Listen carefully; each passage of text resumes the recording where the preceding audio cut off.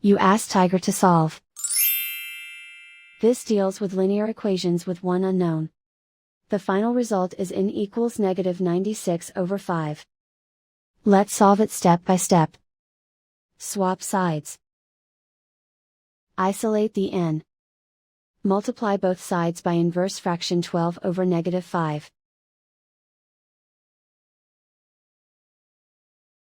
Move the negative sign from the denominator to the numerator.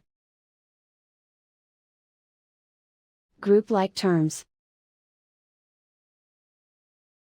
Multiply the coefficients. Simplify the arithmetic.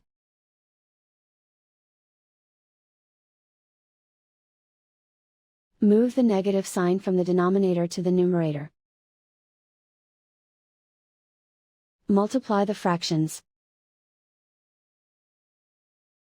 Simplify the arithmetic.